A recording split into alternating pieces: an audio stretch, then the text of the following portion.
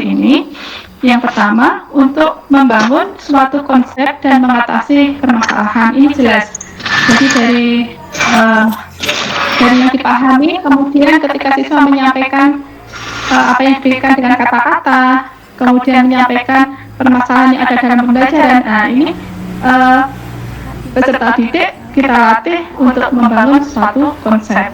Yang kedua, untuk membantu dalam memecahkan masalah. Nah, jadi dalam memecahkan masalah itu ada macam-macam, bisa dengan dari masalah itu kemudian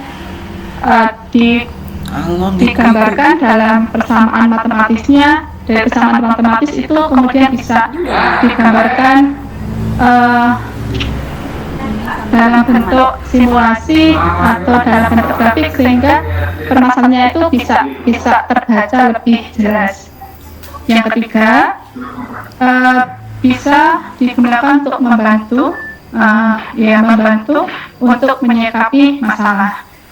Jadi dengan beberapa visualisasi permasalahan dalam pembelajaran itu akan lebih mudah kita dalam menyikapi masalah yang muncul dalam pembelajaran.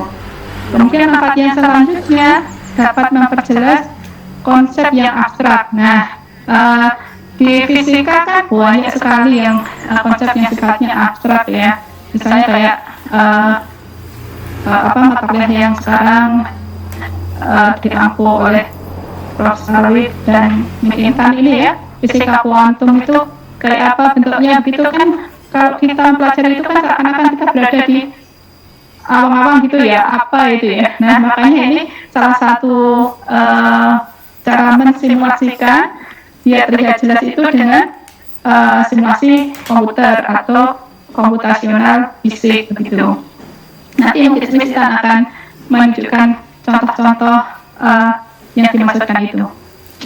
Kemudian manfaat yang selanjutnya, representasi yang macam-macam tadi akan memberikan kesempatan belajar yang maksimal bagi setiap jenis kecerdasan.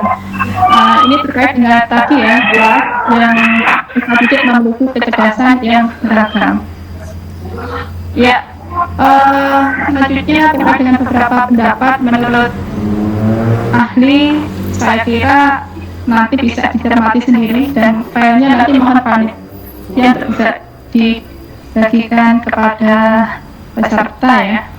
Lanjutkan. Nah,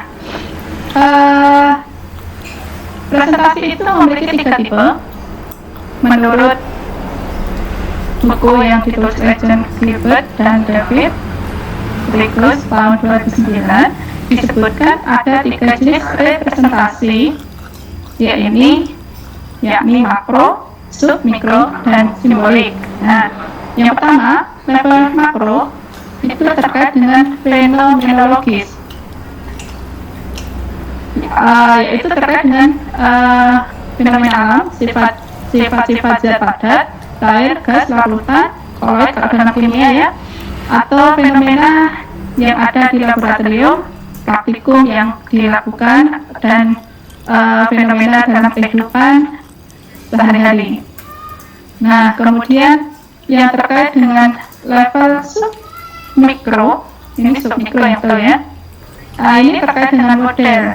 Jadi fenomena-fenomena tadi lebih spesifik, lebih detail, lebih jelas digambarkan dalam bentuk tabel, bentuk grafik, bentuk yang lebih detail. Nah, sehingga permasalahan atau fenomena yang ada itu menjadi lebih jelas. Nah, kemudian selanjutnya level lambang, yaitu simbol. Dari simulasi makro tadi bisa disimulasikan, divisualisasikan dalam bentuk simbol yang melambangkan sebuah misalnya atom atau molekul atau muatan listrik dan lain-lain, atau juga kalau di fisika lebih banyak dalam bentuk persamaan matematis sehingga hubungan antar variabel itu terlihat lebih jelas dan sangat mudah disimulasikan di komputer jika ada persamaannya. Nah, ini salah satu contoh representasi dalam pembuatan energi baru terbarukan. Jadi di sini prosesnya kalau disampaikan dengan kata-kata saja itu kan kurang jelas. Nah, kalau disampaikan dengan gambar, kemudian ada prosedur atau prosesnya seperti ini kan konsepnya menjadi lebih jelas. Nah, kemudian tadi dalam bentuk gambar dan kata-kata. Nah, yang ini sudah masuk dalam simbol matematisnya ada. Jadi limbah sampah tadi tidak hanya dipresentasikan dalam 1-2 bentuk, tapi sudah lebih dari 2 bentuk, maka namanya multi representasi. Jadi kalau kita perhatikan di sini ada plastik, ini gambar, kemudian ada kata-kata, ini verbal, kemudian ada angka, dan seterusnya. Ini prosedurnya ditunjukkan secara jelas sehingga di sini, nah di sini ada representasi tentang matematis yang menunjukkan kemampuan analisis dari peserta didik. Nah, selanjutnya simulasi komputer. Nah, ini contoh dari multi representasi melalui simulasi komputer. Kalau pakai komputasional nanti lebih detail disampaikan Miss Intan ya. Ini hanya salah satu contoh aja. Kalau melalui simulasi komputer bisa salah satunya seperti ini. Kalau kita dulu di fisika modern atau di fisika dasar kita belajar bentuk-bentuk atom ya, kulit atom itu ada yang S, ada yang P, itu bentuknya seperti apa.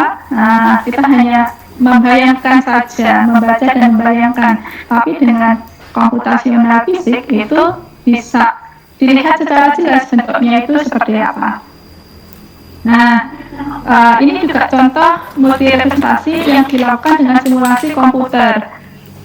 Saya kira kalau ini bagi teman-teman semester 4 ya yang sedang melaksanakan praktikum elektronika dasar ya, elektronika digital, itu sudah melakukan ini ya, sehingga saya kira untuk yang ini tidak asing. Ini juga salah satu contoh multi representasi melalui simulasi komputer. Insya Allah yang seperti ini nanti akan dibahas di webinar 2. Di webinar 2 nanti ada Pak Khori dan Pak Firdaus dengan peserta yang lebih luas, melibatkan dosen, salah satunya membahas software-software yang bisa dipakai dalam pembelajaran fisika.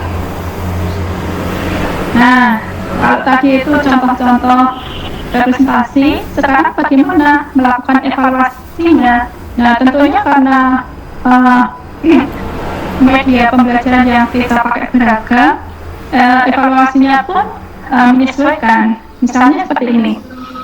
Saya contohkan di sini simulasi dari diagram ke matematis. Nah, soalnya itu dalam bentuk diagram. Nah, kemudian jawabannya itu yang diharapkan dalam bentuk persamaan matematis seperti ini. Ini representasi dari bentuk diagram ke matematis. Kalau dari matematis ke verbal misalnya, nah ini ada persamaan seperti ini. Jelaskan konsep usaha menurut rumus ini. Nah, ini kan matematis ya. Jawabannya diuraikan, harapannya itu bisa menguraikan dalam bentuk kata-kata atau verbal seperti ini. Nah, kalau dalam bentuk gambar atau verbal, contohnya soalnya seperti ini, bagaimana kerja yang dilakukan pada gambar ini dan seterusnya. Jawabannya diharapkan dalam bentuk uraian kata-kata atau verbal seperti ini. Kemudian dari verbal ke grafik, dari kata-kata seperti ini, jawaban yang diharapkan dari siswa itu nanti siswa menjawab dalam bentuk grafik seperti ini. Kemudian contoh lagi, ini kalau dari gambar ke matematis, nah ini ada gambar seperti ini. Kemudian siswa menjawabnya dalam bentuk matematis seperti ini. Jadi model ini representasi dari bentuk gambar ke matematis. Kemudian dari gambar ke verbal, nah di sini saya contohkan adalah Yodipa. sumber panas bumi yang ada di tempat kita di Wonosobo. Ini gambarnya itu seperti ini, kemudian lokasinya itu saya potret seperti ini. Nah, gambarnya seperti ini. Kemudian harapan kita siswa itu bisa menjawab pertanyaan itu dengan verbal atau mengungkapkan dengan kata-kata kayak ini. Ya, itu tadi contoh-contoh representasi yang bisa dilakukan oleh guru dan cara mengevaluasinya. Sekarang kita coba respect ke belakang dari teori pembelajaran yang sudah kita dapatkan, bahwa hasil penelitian komputer teknologi riset itu kita semuanya sudah tahu. Ini hanya sekedar kita ingatkan kembali ya, bahwa dalam proses pembelajaran itu ketika siswa hanya melihat, maka yang dia bawa dia lihat adalah 20% dari yang dia lihat. Kemudian ketika mendengar hanya 30% menguasai. Kemudian ketika mendengar dan melihat itu lebih baik 5%, dan ketika siswa melakukan pembelajaran dengan mendengar, melihat dan mengerjakan secara simultan, bisa 80% menguasai konsep yang sedang dipelajari. Nah, dalam pembelajaran terkait dengan hasil penelitian tadi, stimulus visual membuahkan hasil belajar yang lebih baik untuk tugas-tugas seperti mengingat, mengenali, mengingat kembali, dan menghubung-hubungkan fakta dan konsep. Sedangkan stimulus verbal memberikan hasil belajar yang lebih baik apabila pembelajaran itu melibatkan ingatan yang berurut-urutan atau sekuensial. Nah, terkait dengan ini, kita pahami bahwa 3 model seorang siswa dalam menerima suatu pelajaran itu ada 3. Nah, yang sering kita jadikan mainan juga ya. Yang pertama apa? Nah, siapa yang terkait dengan ini? Yang pertama ya, ketika saya mendengar dan saya akan lupa, saya melihat dan saya akan ingat, saya melakukan dan saya akan mengerti. Jadi tingkatan yang paling tinggi itu adalah ketika siswa itu melakukan. Nah, suatu hal yang sangat penting adalah perlunya latihan-latihan yang intensif, seperti halnya keterampilan yang lain dalam keterampilan berpikir dari siswa. Perlu mengulang untuk melatihnya, walaupun sebenarnya keterampilan ini sudah menjadi bagian dari cara berpikirnya. Kemudian latihan rutin itu dilakukan oleh siswa akan keterampilan berpikir yang telah dimiliki. Nah, dalam proses pembelajaran di kelas, guru harus selalu menambahkan keterampilan berpikir yang baru dan menghasilkannya dalam pembelajaran lain, sehingga mampu mengembangkan berbagai macam keterampilan berpikir siswa yang lebih banyak. Oke, sedikit lagi ya dari saya. Nah, sekarang di mana posisi kita sebagai guru atau bagi teman-teman mahasiswa nanti akan menjadi guru seperti apa? Maka ini kita harus punya mimpi. Dan kalau mimpi itu jangan tanggung-tanggung. Kalau kita menginginkan mobil second, maka yang kita dapatkan mobil second. Maka kalau bermimpi itu ya sekalian setinggi-tingginya. Nah, silakan mulai dari sekarang dicermati, dihayati. Kita mau menjadi tipe guru yang seperti apa? Apakah menjadi guru yang biasa saja, yaitu yang hanya selalu menjelaskan, atau guru yang baik, yaitu yang mampu mendemonstrasikan dari konsep yang disampaikan, atau akan menjadi guru yang hebat, yaitu guru yang mampu menginspirasikan, yakni guru yang mampu membawa siswanya untuk berpikir tingkat tinggi dan sampai pada kecakapan abad 21 yang sudah kita bahas bersama. Terima kasih, demikian yang dapat saya sampaikan. Mari menjadi guru yang dapat menginspirasi. Saya akhiri, Assalamualaikum warahmatullahi wabarakatuh.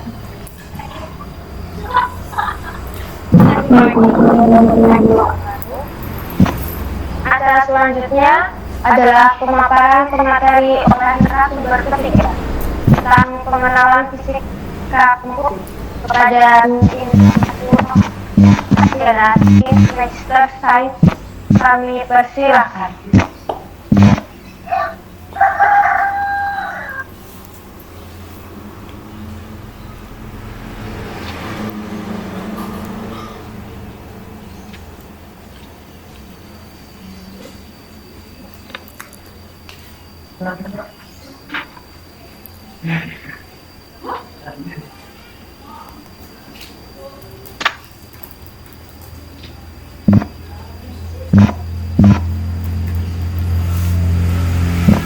Kepada Miss Intan Masrura, kami silakan.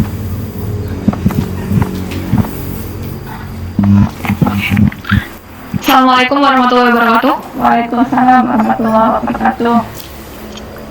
Oke, perkenalkan nama saya Intan Masrura. Pada pertemuan kali ini, saya akan membantu mempresentasikan mengenai Introduction to Computer Science. Sebelumnya, mungkin materi ini masih cukup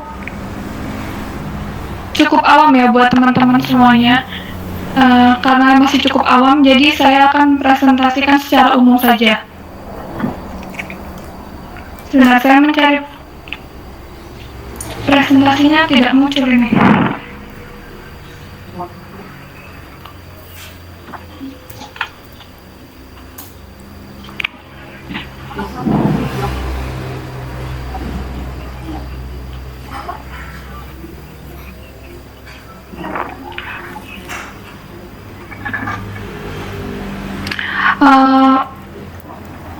Sebentar, presentasinya ini kenapa tidak bisa muncul ya?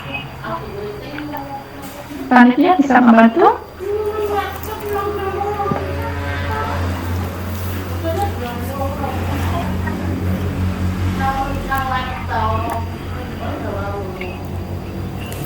Ada yang tahu tak presentasinya?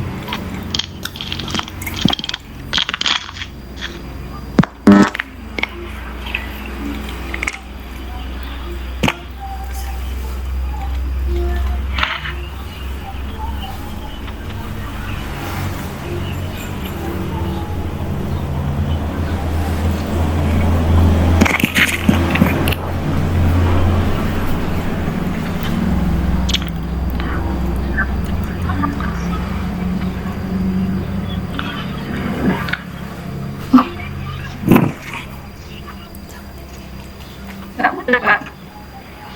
Apa dari panitia bisa membantu di-share-kan materi dari Miss Intan? Ya, dari saya juga nggak muncul, Mbak.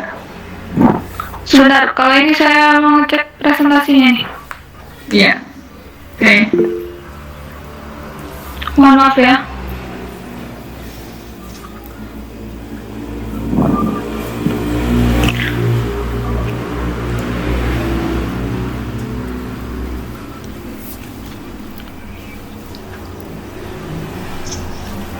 Sepertinya tidak bisa untuk mempresentasikan. Mungkin panitia bisa mempresentasikan slide-nya. Ya. Saya sudah mencoba tapi tidak muncul. Nggak muncul. Ya, dari tempat saya nggak muncul juga. Sambil menunggu yang lainnya, sambil menunggu presentasinya, saya akan menjelaskan sedikit mengenai apa itu computer science. Seperti yang teman-teman tahu, computer science itu salah satu subdisiplin dalam fisika yang masih jarang peminatnya, dan masih jarang juga yang melakukan penelitiannya. Oke, next. Slide selanjutnya.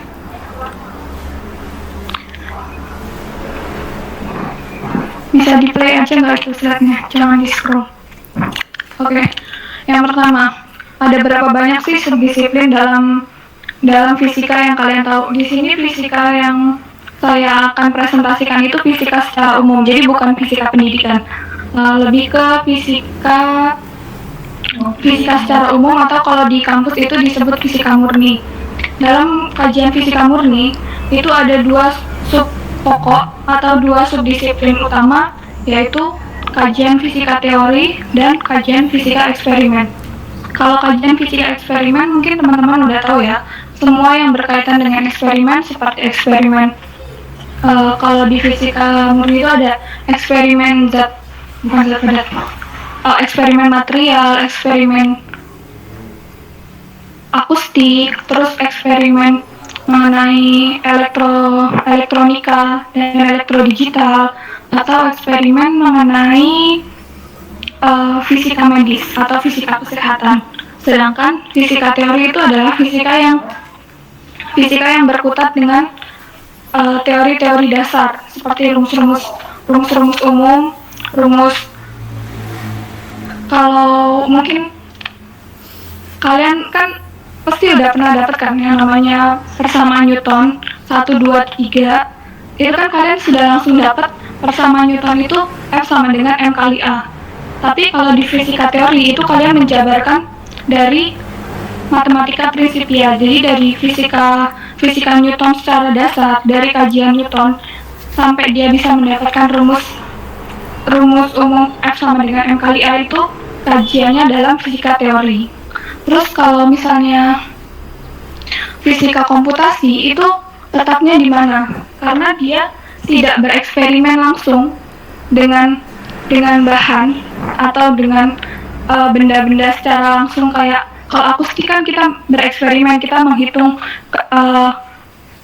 desibel suara. Kalau dari fisika material kita menghitung berapa ukuran tin filmnya, kita mengukur semuanya secara fisis. Sedangkan kalau fisika komputasi kan kita tidak menghitung secara fisis, tapi kita juga tidak menjabarkan teorinya secara detail. Maka letak fisika komputasi itu ada di mana? Kita masuk ke pembahasannya, ke definisi dari fisika komputasi itu. Bisa di slide selanjutnya. Oke. Definisi dari fisika komputasi. Fisika komputasi itu kalau secara umum ada 2 definisinya, yaitu science of using computer to assist the solution of physical problem and to further physics research. Ini merupakan definisi dari Institute of Physics Computational. Jadi menggunakan komputer, kajian untuk menggunakan komputer sebagai pendukung untuk mencari solusi fisik, mencari solusi problem fisik, atau untuk kajian fisika yang lebih lanjut. Dan definisi yang kedua yaitu tadi an implementation of numerical analysis to solve the problem in physics for which quantitative theory already exists. Jadi intinya merupakan kajian dan implementasi analisis numerik untuk menyelesaikan problem fisika yang sudah ada teori kuantitatifnya. Jadi teorinya sudah ada, terus kita lakukan kajian numerik. Kajian numerik itu kajian komputasional untuk menyelesaikan problematiknya atau problem fisisnya. Selanjutnya,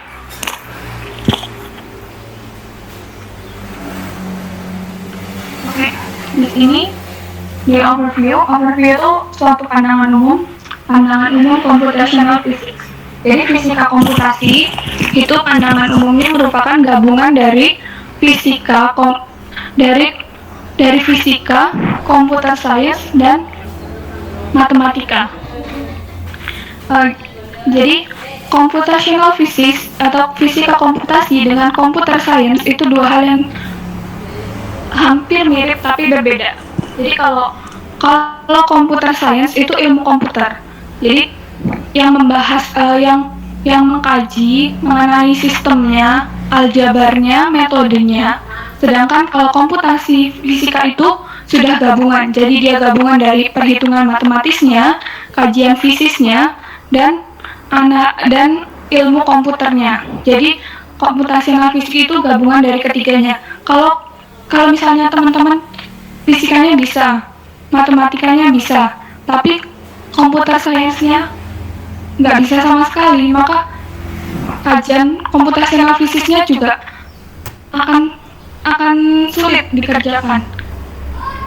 Atau kalau teman-teman bisa program, bisa mengkaji ilmu komputernya, bisa mengerti problem fisikanya, tapi hitungan matematikanya nggak bisa, maka untuk mengkaji untuk mengkaji fisika komputasional itu akan sulit karena harus punya basic ketiganya. Itu basic umumnya. Ntar basic fisikanya ada lagi dijelaskan secara lebih detail.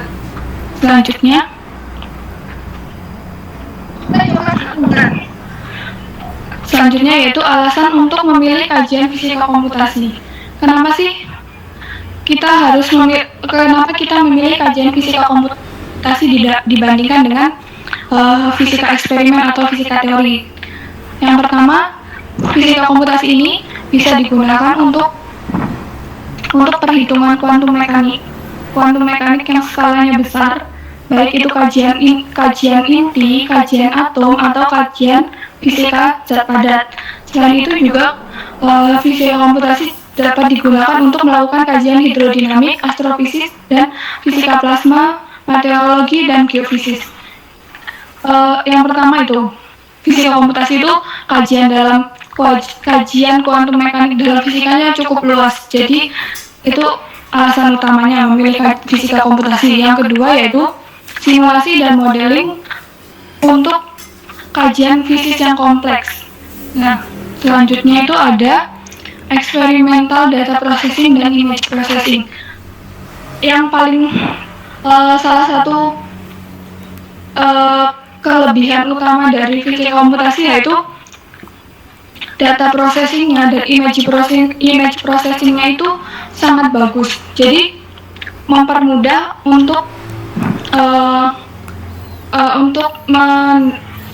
menerima hasil gitu loh. Kalau biasanya kan kalau kajian yang lain itu hasilnya berupa gambar terus dijelaskan dalam tulisan.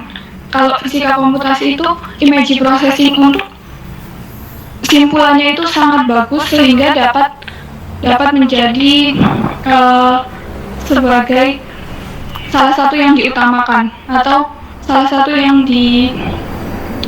dikedepankan lah. Intinya kalau misalnya kalian bedanya image processing itu kayak kalian lihat layoutnya antara Facebook dengan Instagram. Jadi kalau Instagram itu langsung kelihatan, oh gambarnya seperti ini, hasilnya seperti ini. Begitupun dengan fisika komputasi. Oh hasil perhitungan fisiknya itu seperti ini, grafiknya seperti ini, dan datanya seperti ini. Itu semua langsung terlihat dan itu tampilannya sangat bagus. Yang terakhir yaitu ada komputer aljabranya, yaitu dapat dikembangkan lebih lanjut. Kajiannya itu dapat dikembangkan lebih lanjut. Jadi dengan menggunakan ilmu komputernya itu kita bisa mengembangkan sistem-sistem baru yang lebih besar, lebih bagus, tanpa harus merugikan baik merugikan bahan atau merugikan waktu. Itu salah satu kelebihan dari fisika komputasi. Selanjutnya, apakah terlalu cepat?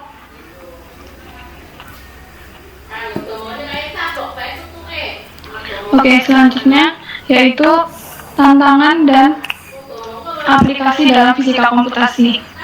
Tantangan yang utama yaitu beberapa kajian matematisnya itu sulit untuk dipecahkan dengan beberapa alasan, kurangnya analisis aljabar, kompleksitas, dan chaos. Chaos di sini itu maksudnya chaos di dalam sistem komputasinya. Jadi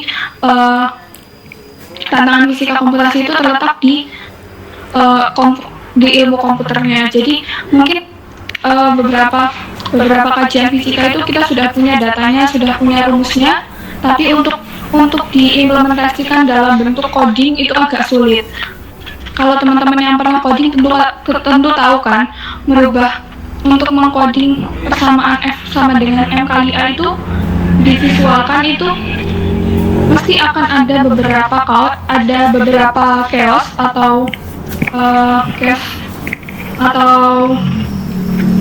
kerumitan dalam codingnya. baik itu secara matematis atau secara fisiknya. Yang kedua itu computational cost, tapi computational cost ini biasanya tantangan untuk sistem besar seperti superkomputer. Superkomputer itu kalau tidak salah itu yang punya itu cuma beberapa negara seperti Jepang, Korea, dan Eropa. Indonesia punya LIPI, tapi superkomputernya itu masih cukup lamban untuk mengerjakan sistem fisik yang menggunakan ribuan atom. Kalau yang sudah belajar fisika modern dan fisika kuantum mesti tahu kalau atom hidrogen aja itu satu atom, terus kalau oksigen aja dia punya berapa 8 atom kan, sedangkan terus kalau air itu ada berapa atom. Nah, superkomputer atau computational cost ini dia akan menjadi tantangan untuk kajian ribuan atom, dan itu sudah banyak dikaji. Biasanya kajiannya dilakukan oleh kampus-kampus Jepang. Tantangan yang terakhir itu ada beberapa sistem yang lebih baik dikerjakan secara nonlinear atau dikerjakan secara manual tanpa menggunakan komputasi, yaitu dikarenakan adanya sistem yang nonlinear itu biasanya tidak dikaji secara komputasi itu karena kajian numeriknya itu sangat banyak dan sangat panjang. Makanya dia untuk sistem yang nonlinear itu lebih mudah dikerjakan secara manual. Terus selanjutnya ada aplikasi fisika komputasi. Ini aplikasinya di mana? Seperti yang sudah dilihat tadi, aplikasinya itu bisa digunakan untuk akselerator fisika. Akselerator fisik itu ada di Batan Jogja itu ada salah satunya. Terus untuk astrofisika. Terus yang ketiga itu bisa digunakan untuk mengkaji mekanika fluida. Yang keempat itu mengkaji teori Medan-Kisi, atau yang keempat itu bisa digunakan untuk melakukan simulasi sistem fisik, dan yang terakhir itu untuk aplikasi untuk fisika zat padat. Selanjutnya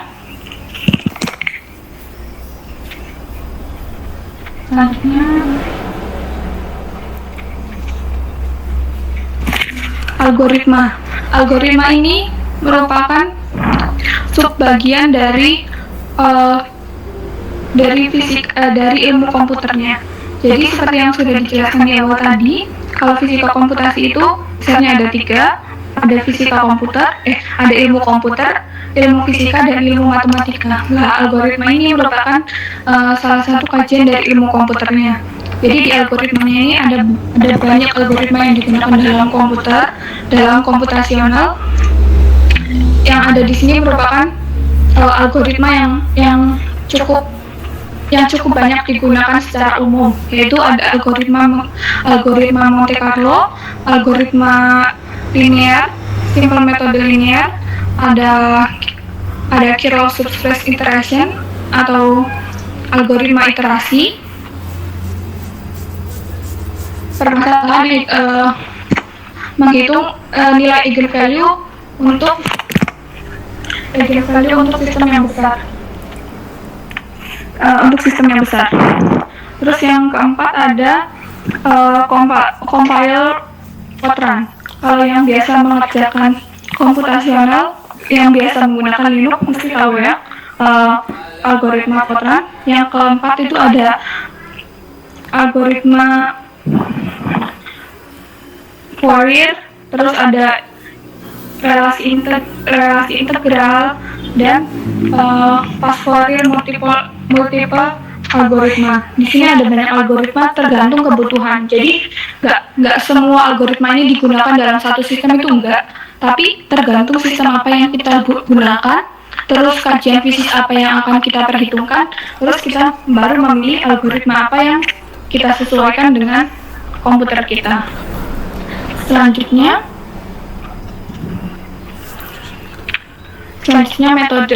metode ini. Nah, metodenya ini metode ini merupakan bagian dari matematisnya. kalau tadi algoritma itu dari bagian ilmu komputernya, kalau metode ini merupakan subbagian dari matematikanya atau perhitungan matematisnya. Yang pertama, persamaan sistem linear, persamaan diferensial biasa, persamaan diferensial parsial, sistem akar, matrik, integral, dan lain sebagainya. Semuanya metode-metode yang dipelajari di dalam kalkulus itu biasanya digunakan untuk perhitungan selanjutnya. Oke, next. Kalau metode ini bisa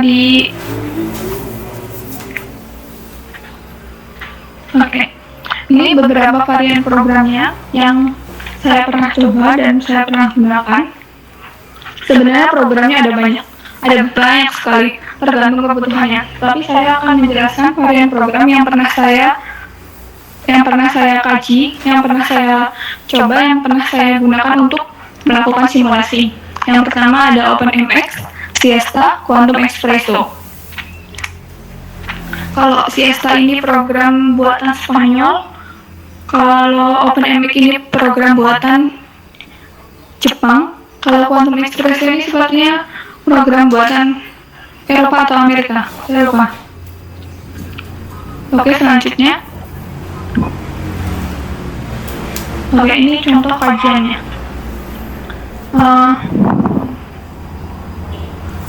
Contoh kajian fisika komputasi untuk sistem fisika zat padat atau condensed matter physics. Yang pertama yaitu kontrol sifat ferroelektrik terhadap spin orbit splitting pada material ATIO3 atau material perovskite dengan menggunakan kajian komputasional berbasis density functional theory. Ini yang saya lakukan. Jadi density functional theory ini merupakan metodenya kajian komputasionalnya tadi itu algoritmanya, sistem komputernya. Nah, kajian sifat ferroelektrik sistem orbit splitting ini merupakan kajian fisikanya. Jadi kajian fisika komputasi ini harus melingkupi tiga sub pokok: sub fisika, sub matematis, dan sub komputernya atau sub ilmu komputernya. Di sini kenapa saya melakukan kajian ferroelektrik? Saya melakukan kajian ferroelektrik itu tujuannya adalah untuk memberi informasi mengenai hasil spin splitting pada material yang dihasilkan untuk menunjukkan karakteristik materialnya.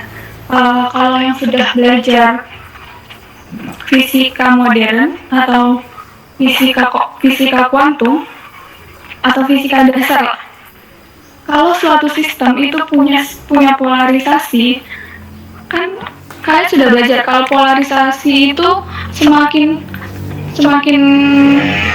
tinggi lifetime-nya, maka sistem itu memiliki sifat ferroelektrik yang tinggi. Nah, sifat ferroelektrik ini nantinya buat apa?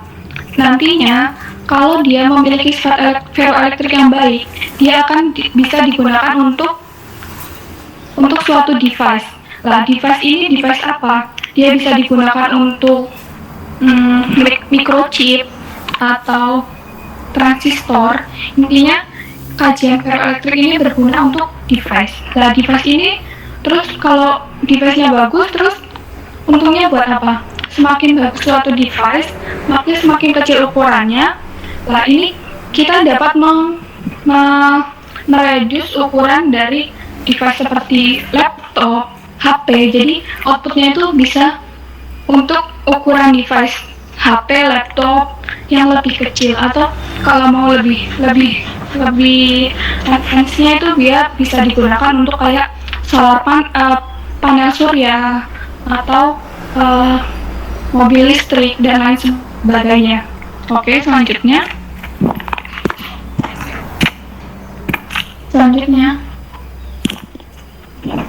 Nah,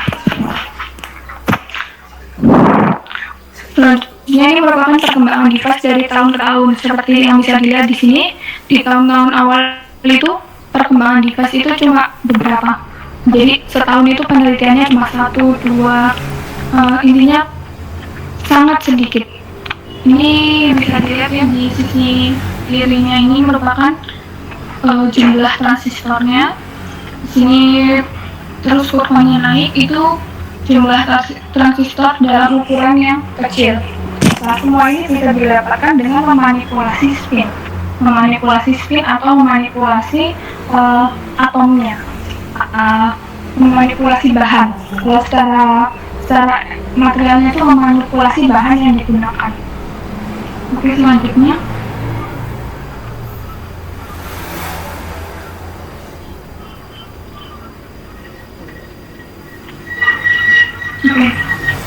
Selanjutnya ini masih kajian fisikanya.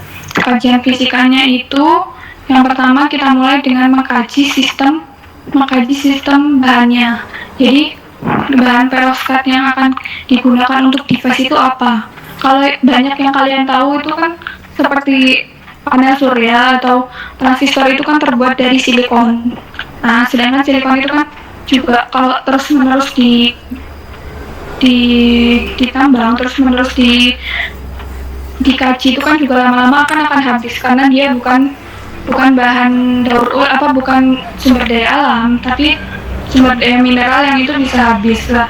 Caranya bagaimana supaya dengan menggunakan jumlah bahan yang sedikit tapi bisa menghasilkan device yang bagus. Nah, itu kita memanipulasi struktur sistemnya. Nah, sistemnya ini berbeda-beda tergantung apa yang digunakan. Bisa menggunakan logam, bisa menggunakan perovs, atau bisa tergantung pencampurannya. Pencampurannya itu bisa dilakukan dengan sudah memahami konsep kimia dan fisika, yaitu konsep struktur. Kalau di fisika itu di condensed matter physics, di fisika zat padat itu nanti ada subbab mengenai penggabungan bahan-bahan. Oke, selanjutnya. Nah, ini kajian komputasionalnya. Kajian komputasionalnya ini saya bentuk dalam diagram atau bagan. Nah, di sini ada dua proses. Ini proses yang pertama ini proses density functional theory atau proses fisikanya. Yang kedua itu proses post processingnya. Jadi kalau proses fisikanya itu dimulai dengan membuat input. Nah, inputnya itu dari mana? Inputnya itu kita dapat dari kajian fisika kuantum. Kita membuat tebakan awal, terus menghitung potensialnya. Potensial efektif ini bisa dipahami dari fisika kuantum. Yang sudah mempelajari mengenai fisika kuantum, itu kan kita bisa menghitung potensial efektif dari suatu sistem. Nah, ini sistem fisikanya. Terus persamaan konstan, ini persamaan untuk fisika kuantum lanjut, dan menghitung rapat energi dan energi total dari suatu sistem. Oke, di sini sistem density functional theory, semuanya ini sistem density functional theory yang merupakan sistem fisika. Lalu dari sistem fisika ini kita bentuk ke persamaan ilmu komputer atau kita bentuk kodingnya untuk menghasilkan data. Lalu datanya muncul data. Nah, datanya muncul itu baru kita modeling atau kita visualisasikan dengan menggunakan komputer. Nah, data post processing ini merupakan data visualisasi dari hasil fisikanya. Jadi di sini kajian fisika kita ubah ke kajian fisika yang dihitung secara matematis, terus diubah dalam bentuk kode komputasi atau kode aljabarnya tadi, metode aljabarnya. Lalu setelah diubah dalam bentuk codingnya, baru kita visualisasikan. Kita visualisasikan ini dalam bentuk simulasi dan modelingnya. Selanjutnya, selanjutnya yaitu metode penelitian.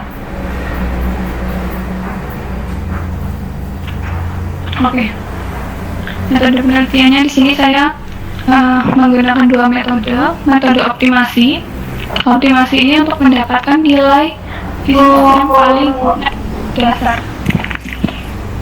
Jadi dengan melakukan optimasi kita mendapatkan nilai nilai material fisiknya yang paling dasar untuk kemudian kita kaji lagi ke kajian sifat elektriknya. Sifat elektriknya ini nanti yang memunculkan ferroelektriknya tadi. Nah, di sini merupakan kalau di sini gambar keypad ini, atau anggaplah ini bahannya. Jadi tadi kan sudah dilihat bahannya bentuknya seperti apa, bentuknya segi empat. Oh, bentuknya segi empat. Terus yang mau kita teliti itu apakah bahan secara keseluruhan? Tentu tidak. Jadi cuma sebagian dari bahannya. Sebagian bahannya ini yang kita teliti ini di sekitar daerah yang berwarna merah. Lah, daerah yang berwarna merah ini kita coding menjadi kode komputasinya seperti ini. Koordinat spesiesnya. Nah, ini yang selanjutnya akan kita ubah ke simulasinya. Jadi ini fisiknya, ini codingnya, ilmu komputernya. Selanjutnya ini visualnya. Selanjutnya merupakan kajian visualnya. Next slide.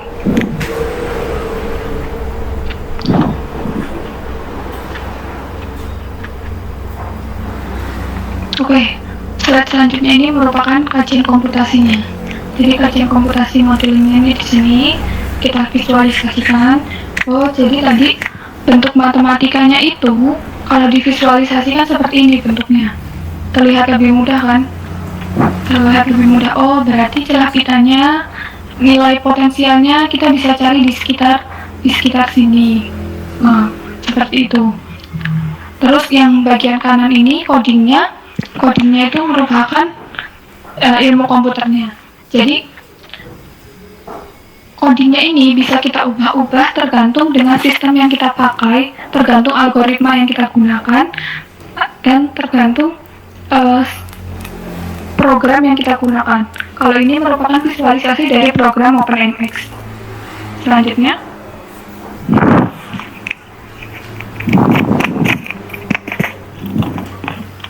oke, yang selanjutnya ini merupakan visualisasi modeling dari kajian fisiknya.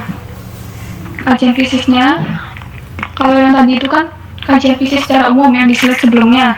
Kalau yang di sini itu kajian fisik di bagian-bagian tertentu yang kita amati. Nah, yang kita amati ini terus kita visualisasikan seperti ini. Lah, pada bagian ini yang disebut sebagai image processing. Nah, ini yang membuat kenapa fisika komputasi ini sangat diminati dan sangat banyak peminatnya juga, karena dia menghasilkan data yang bisa diterima secara langsung hasilnya. Oh, berarti kajiannya ini menghasilkan sifat ferroelektrik yang seperti ini dengan nilai sekian. Nah, gambar ini merupakan penjelasan dari sistem fisika yang ada di bawah ini. Oke.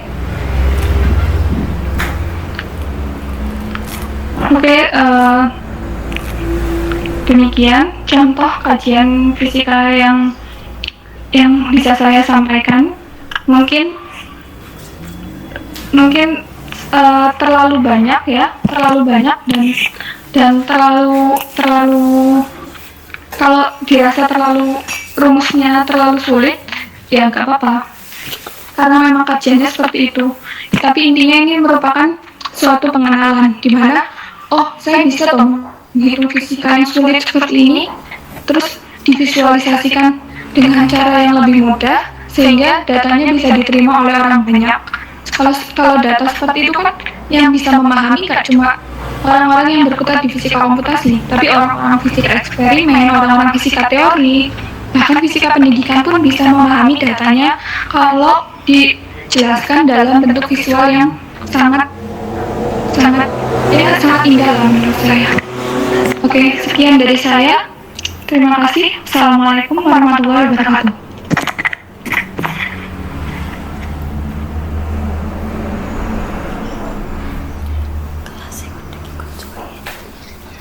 Terima kasih, saya sampaikan.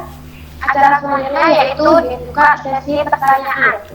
yang terdiri dari 2 termin. Satu termin terdiri dari untuk menanya aplikasinya dan dimohon untuk memperbaiki.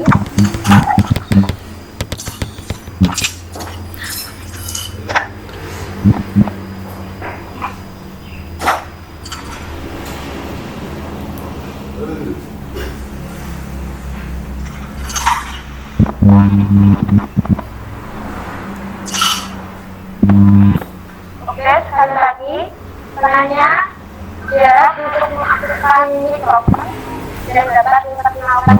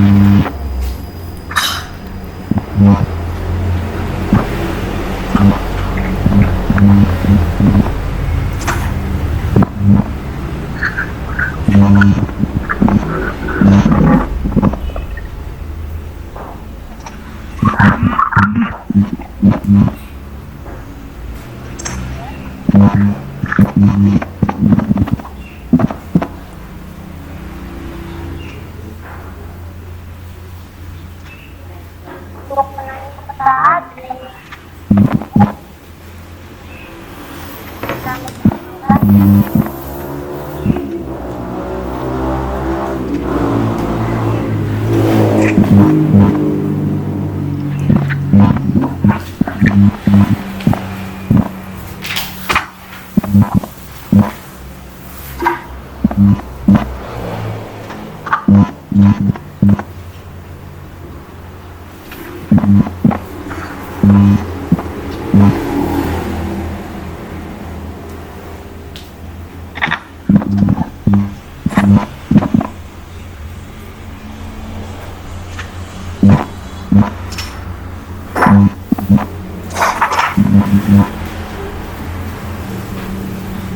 ini materinya sudah dijelaskan. Ada yang ingin ditanyakan? Mohon untuk kan mikrofon. Belum ada suaranya, Mbak. Belum keluar suara yang bertanya. Ya.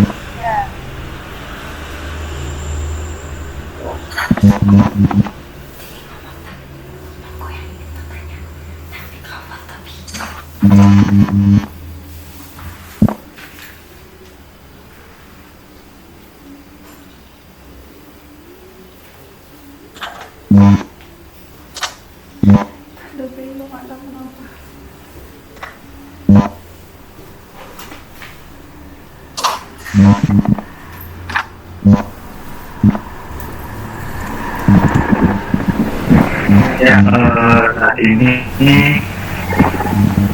lagi